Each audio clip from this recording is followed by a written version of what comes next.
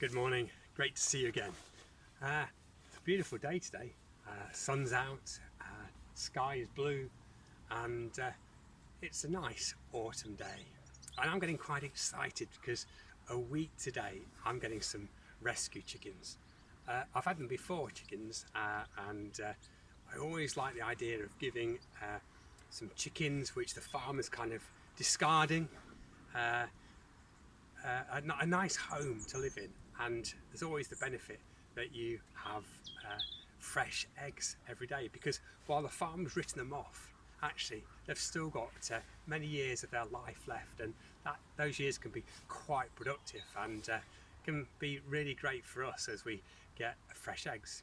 So there's an issue though, isn't there? When you have chickens, it's how do you look after them? How do you give them an environment where they are going to thrive? And living in the country, how are you going to make sure that the fox doesn't get it? So the area I'm studying is actually going to be transformed over the next week. Well, that's the aim. I spent an hour or so in the DIY shop yesterday buying all the stuff that I needed to build a hen coop that is hopefully going to be fox proof. I've got some other work that needs doing, and I'll show you, because I have got an old hen house here, and it's okay. It needs cleaning out. I need to put fresh straw in it.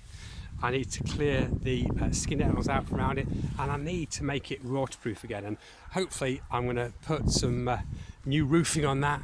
And then there's the old hen coop, which is fully overgrown with nettles and grass, and I need to sort that out. But I've got the wire, got all the wire ready. I've got the posts ready to build the hen house coop for next week. The idea is that the hens are going to be safe from harm.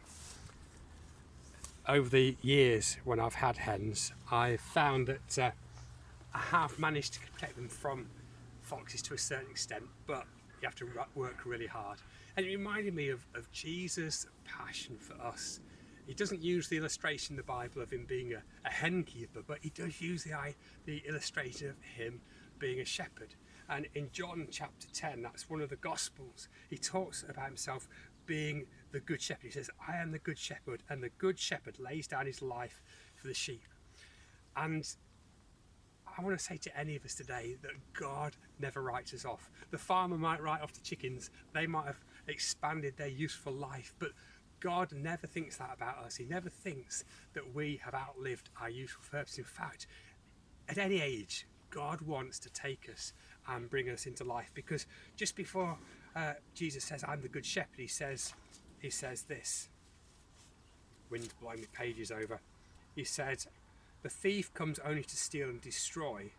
I come that they may have life and have it abundantly. So I want my chickens to have a great life for however long they live. I want them to enjoy the sun. I want them to enjoy the grass. I want them to have freedom to stretch their wings, to walk around, but in a safe environment. And Jesus says he's like that. I've come as a good shepherd that each person may have life and have it abundantly. And it's great to know, isn't it? God never writes us off. He tells another story, Jesus, about a shepherd who's got 100 sheep, but he loses one of them, and he leaves the 99 to go and find one. And he illustrates that just to show to us that however insignificant we think we are, we're only 1 in 100 or 1 in 1,000 or 1 in 100,000, actually God cares for us, and he will be as passionate about us as an individual as he will about a whole group of people.